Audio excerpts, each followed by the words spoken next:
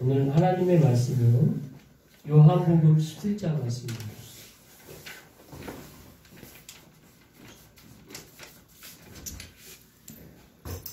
요한복음 17장 1절에서 5절까지의 말씀을 저와 여러분이 함께 읽도록 하겠습니다. 시작. 예수께서 이 말씀을 하시고 눈을 들어 하늘을 우러러 이르시되 아버지여 때가 이르렀사오니 아들을 영화롭게 하사 아들로 아버지를 영화롭게 하옵소서. 아버지께서 아들에게 주신 모든 사람에게 영생을 주게 하시고 만민을 다스리는 권세를 아들에게 주셨음이로다. 영생은 곧 유일하신 참 하나님과 그가 보내신 자 예수 그리스도를 아는 것입니다. 아버지께서 내게 하라고 주신 일을 내가 이루어 아버지를 이 세상에서 영화롭게 하였사오니 아버지여 창세전에 내가 아버지와 함께 가졌던 영광으로서 지금도 아버지와 함께 나를 영화롭게 하옵소서. 아멘. 할렐루야. 주님의 은혜로 이 한 주간의 또 삶을 지켜주실 은혜에 감사 찬양드립니다. 이제 벌써 4월 첫째 주입니다. 금방 또 한 주가 이렇게 지나갔죠. 벌써 4월이고 이제 꽃이 막 피고 그렇습니다. 이제 코로나가 빨리 잘 마무리되고 또 앞으로 남은 또 2022년의 모든 기간 가운데 하나님께 더욱 영광 돌리는 은혜가 있길 바랍니다. 오늘 본문은 요한복음 17장입니다. 특별히 요한복음 17장의 말씀만 가지고도 어떤 분들은 1000페이지의 설교를 쓰신 분들도 있어요. 그러니까 오래전부터 이 요한복음 17장은 설교가들이 이 17장 본문을 가지고 설교하는 것이 참 뜻깊고 가장 은혜 충만한 본문이기도 합니다. 왜 그럴까? 먼저 간략하게 말씀드리면 지금 요한복음 17장은 어떤 내용 그 앞에 나와요? 오늘 1절에서도 같이 읽었지만 예수께서 이 말씀을 하시고 이렇게 시작하잖아요. 이 말씀을 하시고 이 말씀이 뭐냐? 그 앞에 말씀이겠죠. 그래서 14장부터 16장까지 있는 내용들을 먼저 언급을 하는 거죠. 벌써 한두 마디 하신 게 아니고 짧게 하신 것도 아니에요. 14장부터 16장의 장장 그렇게 긴 말씀을 하신 다음에 그리고 오늘 본문은 뭐에 대한 내용이요? 그리고 나서 기도를 하셨다. 이게 이제 이 본문의 시작인 거죠. 자, 그럼 14장에서부터 16장까지의 내용을 우리는 무엇을 봤습니까? 우리 지난주에 간략하게 14장 처음 부분을 말씀 같이 살펴봤죠. 14장 처음 부분 바로 길, 진리, 생명이라는 말씀으로 지난주 말씀을 함께 나눴습니다. 그래서 길, 진리, 생명 되신 예수 그리스도 그리고 마음이 근심하고 있는 제자들에게 하나님의 말씀을 믿을 수 있도록 권하는 말씀으로부터 시작을 해서 쭉 내용이 이어지죠. 그래서 오늘 본문이 마지막 설교에 대한 내용들 이후에 기도의 내용이다라는 것을 기억하시고 그래서 17장은 어떤 기도겠어요?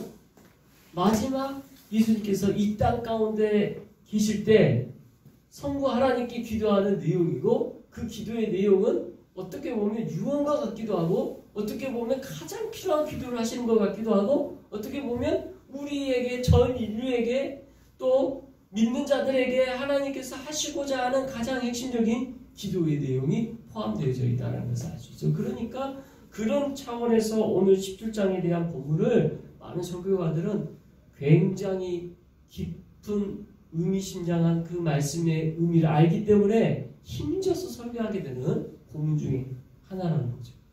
그래서 이 본문에 대한 별명이 있어요. 17장, 요한복음 17장은 어떤 설교냐?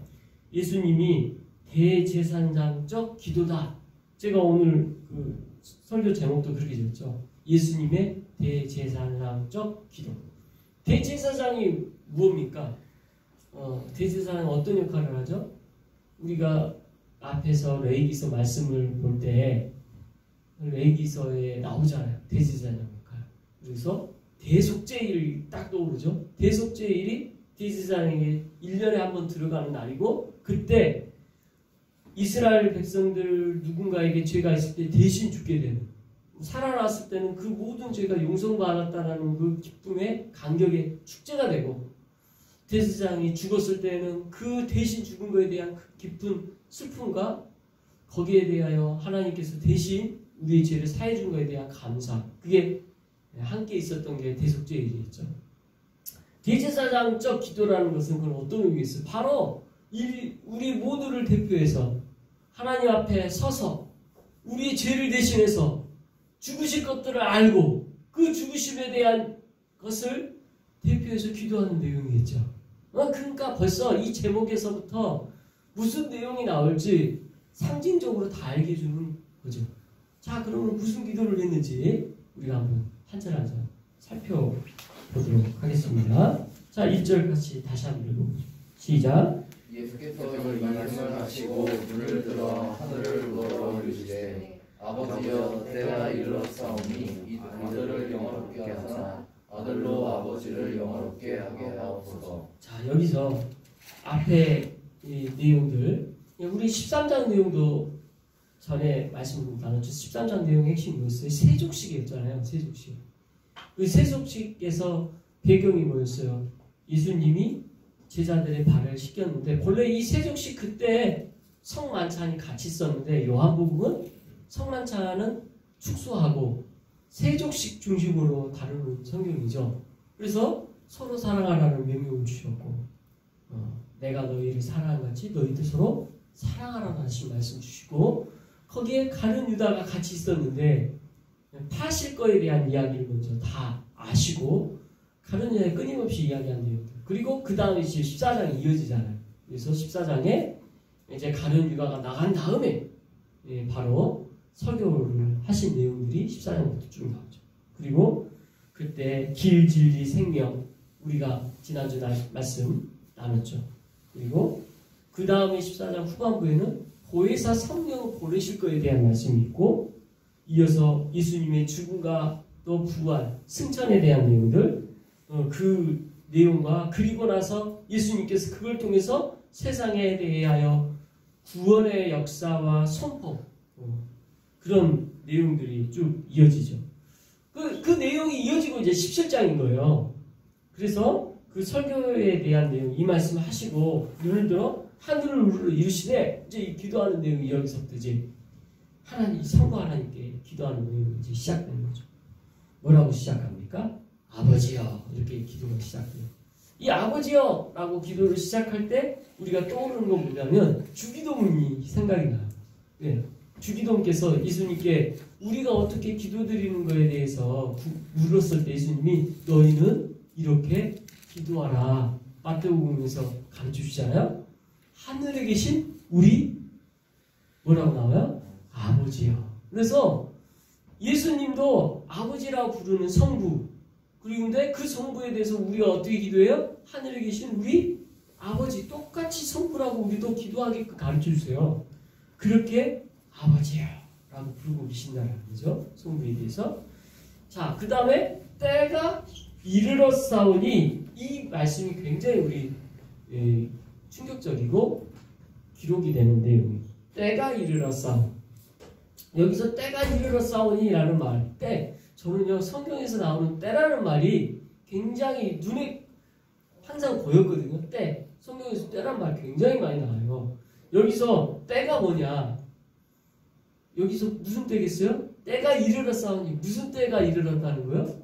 예수님이 죽으실 때 예수님이 우리의 죄의 모든 문제를 해결하시기 위하여 이 땅 가운데 죽으셔야 될 그 때를 말하는 거죠. 근데 때가 이르렀사오니 라고 이야기하는 이 내용과 반대로 때가 이르지 않은 것을 말씀하실 때도 있었죠.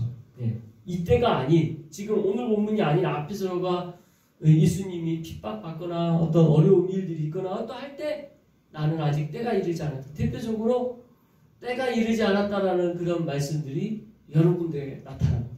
그죠? 근데 오늘 보면 뭐라고요?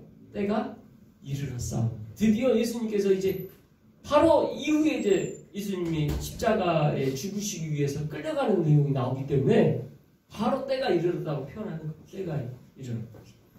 성경에서 이 때가 이르렀다라는 이 표현에 참 우리는 의미를 부여해야 됩니다. 자, 그러면 이 말 안에 숨겨진 우리의 적용점들이 뭡니까? 때가 이르렀다. 그러면 예수님은 이 때에 대해서 어떻게 하신 거예요? 기다리신 거잖아요. 예수님께서 성경을 통해 우리에게 주어지는 가장 중요한 원리 중에 하나가 때를 기다리는 거예요. 이 때에 이르지 않았을 때는 아무것도 안 돼요. 그죠? 근데 때가 됐을 때 예수님도 이 때를 위하여 예수님 능력이 없어서 이 세상을 구원하시는 것을 미루신 게 아니에요. 기다리신 거예요. 때가 이를 때까지 기다리신 거예요. 우리 기독인들을, 그리스도인들은 이 때에 이르렀다라는 말씀을 유념해야 됩니다. 성경의 원리는요, 때가 이름을 말씀하고 있어요. 그래서 그렇기 위해서는 우리가 기다릴 줄 알아야 돼요. 인내할 줄 알아야 돼요. 그리고 예수님은 이 때가 이르기 전까지 어떻게 하셨어요? 준비하시는 데가 할 수 있죠. 하나하나 준비하셨습니다. 제자들을 세우시고 말씀을 가르치시고 여러 가지 사역들을 하셨죠. 이들에게 구원의 길로 인도하시기 위하여 여러 가지 말씀을 선포하고 제자들을 세우고 병도 고쳐주시고 여러 가지 사역들을 하시면서 시각적으로도 가르치고 같이 함께하면서도 가르치고 모든 것을 가르침의 연속으로 공생의 기간을 보내셨습니다. 그래서 33년의 그 생애에 그 기다림과 준비를 하신 것을 우리가 보게 됩니다. 그래서 이 말씀을 통해 우리가 유념해야 될 것은 이 땅 가운데 그리스도인들은 때를 기다릴 줄 알아야 된다는 것과 그리고 그 때를 위하여 기다리기 위해서 그냥 그때만 기다리는 것이 아니라 준비를 해야 한다는 것을 보여주고 있는 거죠. 이게 가장 큰 성경적 원리 아닌가. 예수님은 그걸 대표적으로 우리에게 보여주신 중요한 말씀입니다. 자, 여러분, 이 땅 가운데 우리에게도 예수님의 이 때와는 다른 개념이겠죠. 예수님은 구원의 은혜를 위하여 때를 기다리신 거지만 이 세상을 살아가는 데 우리의 원리에 있어서 준비와 기다림, 이거는 성경적 원리와 맞물리 있는 줄 믿습니다. 우리에게도 여전히 기다림이 있어요. 어떤 기다림이 있어요? 궁극적으로 다시 오실 주님을 기다린 거예요. 다시 오실 주님을 기다림으로 우리가 4월 17일 부활절 준비도 하는 거예요. 기다림. 부활하신 주님을 왜 기념해요? 다시 오실 주님을 기다리는 것에 대한 연장선이에요. 주님이 다시 오실 줄 믿습니다. 그 성탄절을 왜 우리가 성탄을 준비해요? 기다려요? 마라나타라는 그 어원이잖아요. 다시 오실 주님을 기다려요. 그러니까 우리의 모든 포커스는, 기독인들의 포커스는, 초점은 다 기다림에 있습니다. 결국은. 근데 우리 막연히 기다려요? 예수님이 그냥 내가 언제 올 거니까 기다려라 이렇게만 하셨나요? 아니에요. 우리 이 땅의 삶의 원리는 준비입니다. 그 준비. 그래서 신앙적으로 볼 때 우리에게 있어서의 기다림, 큰 원리가 있고 그 주님을 위하여 준비하는 것. 그것은 이 땅에서의 우리의 준비는 매일매일 삶이 그리스도인으로서 살려고 몸부림치는 것, 그게 준비예요. 정직하게 사는 것, 그게 준비예요. 다른 게 아닙니다.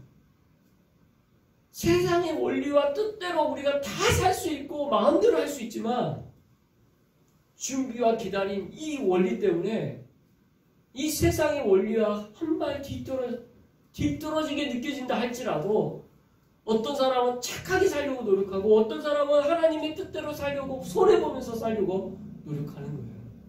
딴 게 아니에요. 이 원리 때문에 그렇습니다. 그러면 이 원리에 준하여 살기 때문에 이 땅에서 다 손해보고 이 땅에서 다 지면서 살아야 되니까 그건 아니에요. 일단 큰 원리에 있어서 우리에게 있어서의 신앙적으로 준비된, 신앙적으로 기다림, 이것이 가장 큰 원리라는 거죠. 매일매일 삶 성실하게 살아야 되고, 매일의 삶 하나님의 말씀 앞에 감사함으로 기쁨으로 살아야 돼요. 항상 기뻐하라, 쉬지 말고 기도하라, 범사에 감사하라. 이런 세간의 원리들, 이것이 우리 일상에서 기쁨과 감사로 살아가는 게 같이 가는 거고요. 그러나 큰 궁극적인 건 기다림과 준비에 있다는 사실. 오늘 그 사실을 때가 이르렀사오니라는 이 말씀 안에서 우리가 그 포커스로 말씀을 묵상할 수 있는 줄 믿습니다. 여러분 이거 꼭 붙잡으십시오. 그리고 이 땅 가운데 좀 손해보고 착하게 살려고 노력했고 다 헛된 거 아니에요. 여러분 그거 뭐에 있어요? 준비와 기다림이 여러분이 있었다는 사실이고 그걸 주님은 귀히 여기신 줄 믿습니다.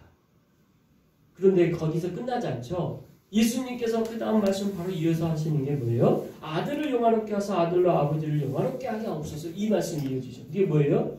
아들을 영화롭게 하사, 이 말씀은 무슨 뜻이냐면 성부께서 아들을 영화롭게 한다라는 거예요. 그죠? 근데 그 다음에 아들로 아버지를 영화롭게 하는 거. 이것도 반대 이야기예요. 이게 뭐지? 이게 뭘로 영화롭게 한다는 거지? 때가 이르렀사오니와 연결되죠. 때는 뭐예요? 예수님이 이제 죽으심을 통해서 그 죽으심을 통하여 이루어지는 것. 우리에게 구속사예요. 하나님께서 궁극적으로 잃어버린 영혼들을 찾게 하시는 것. 그 모든 것을 다 함축해서 말하고 있죠. 그걸 통해서 아들이 그 일을 하잖아요. 그래서 아들이 그 일을 하는 걸 통해서 하나님 아버지께 영광을 돌리는 건데 그 죽게 하시는 일, 그걸 통해 아버지가 아들을 영화롭게 하는 것, 또 아들이 아버지를 영화롭게 하는 게 다 되는 거예요. 아, 놀라운 말씀인 거죠. 그러니까 예수 그리스도의 죽음을 통해서 이 죽음은 단지 우리의 구원의 문제로 해결되어지는 것이 아니라 더 궁극적인 건 어디 있어요? 아버지와 아들 사이에 성화와 영화롭게 하는 것에 그 근본적인 의미가 있다는 것을 말씀해 주고 있습니다. 굉장히 놀라운 비밀스러운 말씀을 오늘 1절에서 다 하고 있어요. 그러니까 이 한 절 가지고도 어떤 설교가는 2시간, 3시간 설교를 하는 거예요. 충분히 그럴 수 있는 말씀임을 저희도 이렇게 묵상하고 볼 수가 있습니다. 자, 이 영화롭게 하옵소서라는 이 부분에 우리가 한 가지 또 그냥 넘어갈 수 없는 문제가 뭐냐면, 자, 여러분 보세요. 다른 성경과 느낌의 어떤 결이 느낌이 다르지 않습니까? 여러분 보통 십자가를 생각할 때 뭘 먼저 떠오르나요? 십자가는 고난과 죽음과 고통이 있어요. 고난이, 패션이 떠올라요. 패션. 예. 이 패션이라는 영화 보셨죠? 예수님의 십자가의 죽으심이 얼마나 처절한가에 대한 것의 포커스가 다 있는 거죠. 그죠? 패션 맞아요. 패션이 하나는 고통이고 또 다른 의미는 열정이단 말이에요. 고난과 열정. 그러니까 예수님의 죽으심을 잘 보여주는 하나의 키워드입니다. 근데 이 관점으로 보는 것은 요한복음의 관점이 아니에요. 요한복음의 관점은 어디 있어요? 영화롭게 하는 데 있어요. 영광을 돌리는 데 있습니다. 그것이 결국 영화롭게 한다. 예, 이해가 되십니까? 우리가 보통 강조하는 면은 어떤 측면이냐면 예수님이 죽음을 통해서 고난받고 죽으심에 대한 고통을 받고 그것에 같이 슬퍼하고 아파하는 데 늘 초점이 있어요. 근데 그거는 반만 보는 거예요. 그 부분을 강조하는 것은 마태, 마가, 누가에 오히려 그 초점이 있죠. 근데 왜 그렇다고 할 수 있냐? 마태, 마가, 누가는 오늘 이 기도 내용이 없어요. 대신 어디에 초점이 있어요? 겟세마네 동산에 예수님이 엘리엘이 남아 사랑딸이 그 아버지여 아버지여 내게서 이 잔을 거두소서라는 말씀이 먼저 그 기도에 있잖아요. 겟세마네. 그리고 그 아버지여라고 기도하면서 그때 나의 하나님이시여 죠. 엘리엘이 그 아버지라고 부르지도 못하는 그 처절한 극심한 고통과 모든 고뇌와 여기에 모든 마태마가 누가복음은 초점을 맞춰줬어요. 그죠? 확실히 여기는 그런 관점이에요. 근데 그건 패션의 입장에서 충분히 그렇게 볼 수 있어요. 그러나 요한복음은 그게 아니라는 거예요. 요한복음 어디 초점이 있어요? 영화롭게. 여러분 기억하십시오. 이 요한복음은 여기에 올인하는 거예요. 고통받고 고난받고 막 거기에 충분히 알죠. 요한도. 그거 충분하다고 생각하는 거예요. 그러나 또 다른 측면이 있다. 예수님께서 하신 이 영화롭게 하는 게 얼마나 놀라운 기도고 놀라운 일이냐. 여기에 모든 것을 알게 하고 싶으시는 그 각도와 눈으로 보여주는 게 요한복음의 관점인 거죠. 오늘 이 말씀을 기억하십시오. 우리 예수님의 죽으심, 예수 때가 이르렀을 때 하신 이것은 영화롭게 하신 거다. 아버지가 아들로, 아들이 아버지로. 그게 요한복음 17장에서 우리를 위하여 대제사장적으로 기도하신 첫마디라는 사실입니다. 굉장히 놀랍죠? 두 번째, 영화롭게 하는 이 관점으로 요한복음이 어디에 더 초점이 있냐? 오늘 보면 제가 주보 안쪽에 요한복음 19장 19절부터 이렇게 기록해 놓은 거 있습니다. 19절부터 22절까지 먼저 같이 한번 읽어보고 말씀하겠습니다. 같이 읽겠습니다. 빌라도가 패를 써서 십자가 위에 붙이니 나사렛 예수 유대인의 왕이라 기록되었더라. 예수께서 못 박히신 곳이 성에서 가까운 고로 많은 유대인이 이 해를 읽는데 히브리와 로마와 헬라말로 기록되었더라. 유대인의 대제사장이 빌라도에게 이르되 유대인의 왕이라 쓰지 말고 자칭 유대인의 왕이라 쓰라 하니 빌라도가 대답하되 내가 쓸 것을 썼다 하니라. 자, 오늘 이 본문이 왜 중요하냐면요. 우리 이거 많이 봤을 거예요. 그래서 예수님이 돌아가셨을 때 위에 그 편말이 붙는단 말이에요. 근데 거기에 폐에 뭐라고 써 있어요? 나사렛 예수 유대인의 왕이라고 핏발이 있었어요. 그것도 세 가지요. 근데 이걸 보고 반발하는 사람들이 있었어요. 누구요? 대제사장님. 근데 이 대제사장은 뭐라고 쓰기를 원했어요? 자칭이라고 하기를 원했어요. 자칭이라는 말은 뭘 뜻해요? 자기 스스로만 유대인의 왕이라고 이야기를 했다는 거예요. 근데 빌라도는 어떻게 썼다 그래요? 자칭을 넣어요? 빼요? 뺀 거를 지적으로 했어요. 아니야. 이분은 진짜 유대인의 왕이라고 빌라도는 고백하고 있는 거예요. 그러니까 지금 전체 성경의 맥락상 요한복음만 이걸 기록하고 있단 말이에요. 이걸 아주 상세하게 기록하고 있어요. 예수님의 죽으심에 대한 참된 의미가 뭐냐? 그것은 왕으로서의 죽으심, 자칭이 아니고 왕으로서의 죽으심을 빌라도도 인정하고 있다는 거죠. 그래서 그 영화롭게 하시는 그 의미를 더 부연 설명하고 있는 본문이 되는 것입니다. 이어서 그 밑에 요한복음 19장 30절을 같이 읽겠습니다. 시작. 예수께서 신 포도주를 마시신 후에 이르시되 다 이루었다 하시고 머리를 숙이니 영혼이 떠나갔으니라. 네, 여기서 요한복음 19장 말씀은요. 포도주를 마시는 후에 다 이뤘다 이렇게 말씀하신 내용이 나와요. 이 다 이뤘다.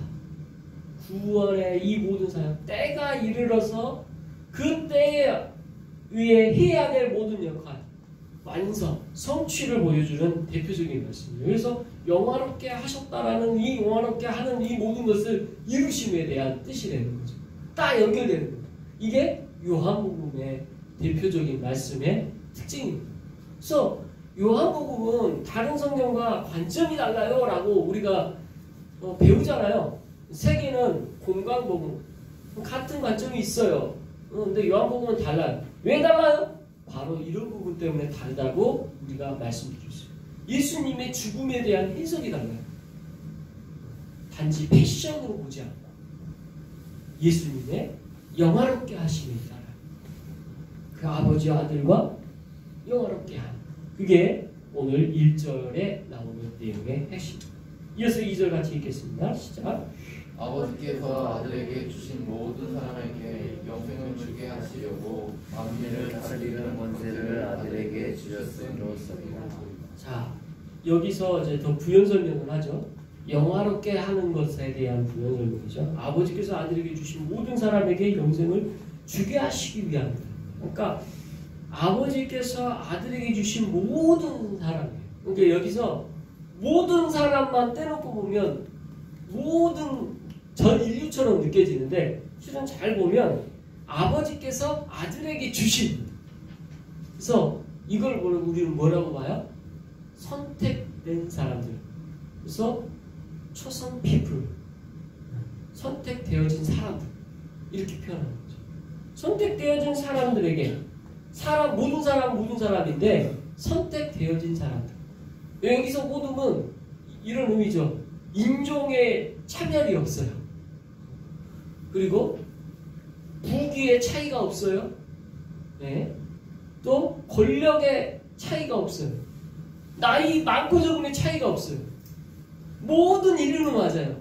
그러나 아버지께서 아들에게 주신 모든 일이에요.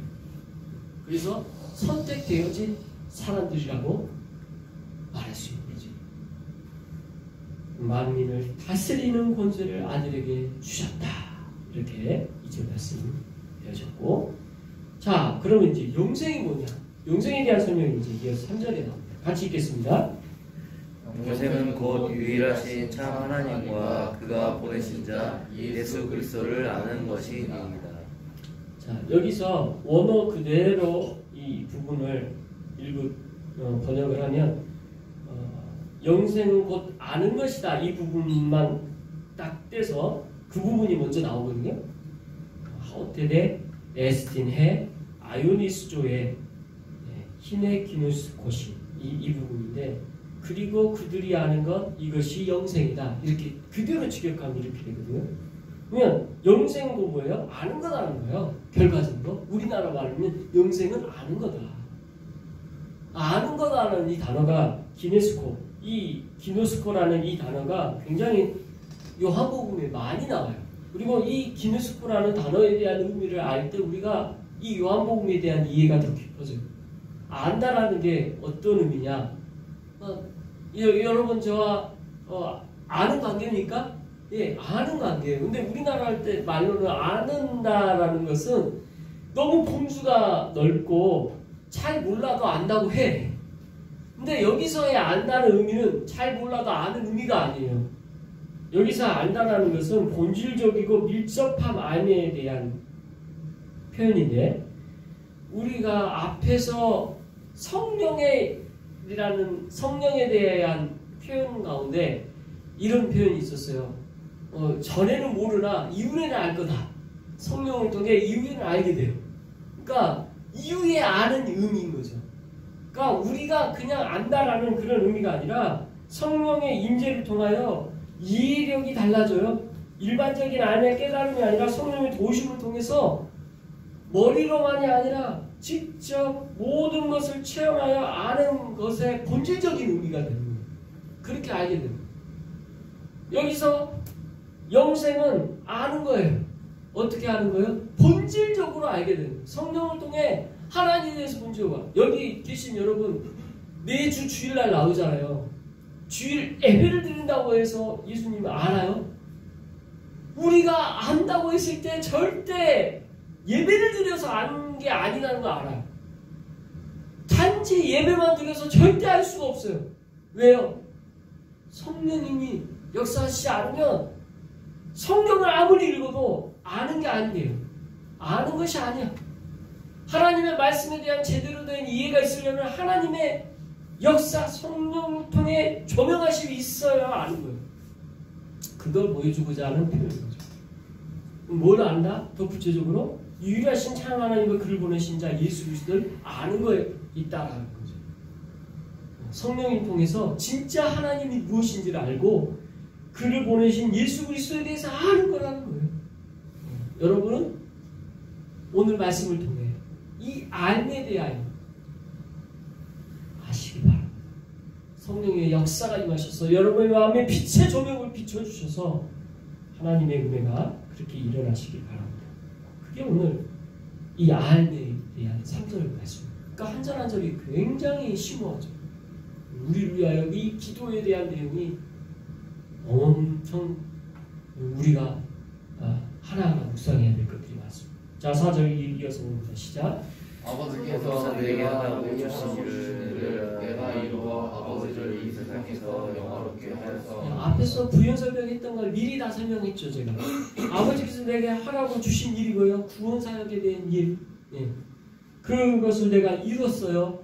그래서 아버지를 이 세상에서 영화롭게 하였습니다. 그게 영화롭게 하는 일이 되었다라는 거죠. 구원 모든 사역이. 자, 5절 이어서 읽습니다. 시작. 아버지와 창세전에 내가 아버지와 함께 가졌던 영화로서 지금도 아버지와 함께 나를 영화롭게 하옵소서.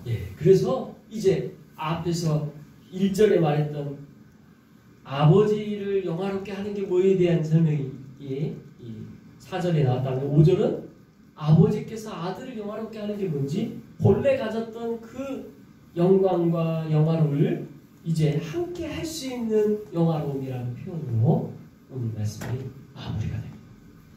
오늘 왜 대제사장적 기도인지 좀 오늘 말씀 나누면서 같이 살펴봤습니다.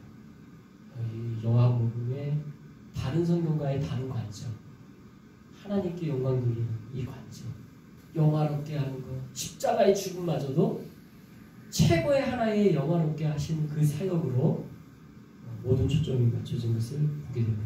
우리는 부활절 할 때 그래서 패션만 생각할 필요가 없는 거예요. 바로 요한복음을 통해 영화롭게 하심에 대한 모든 초점으로 우리 또한 하나님을 어떻게 해요? 영화롭게 해야 돼요. 우리의 창조의 목적, 창조된 목적, 우리는 하나님께 영광 돌리기 위함이 있어요. 그 영광 돌림이 어떻게 있을까요? 예수 그리스도를 믿으며 하나님의 영생에 대해서 알아가고, 그죠? 그리고 이 땅 가운데 예수님께서 때를 기다리시 이 땅에서 기다림과 준비로 하루하루를 살아가는 그런 은혜가 있으시기 바랍니다. 기도하겠습니다. 사랑과 은혜가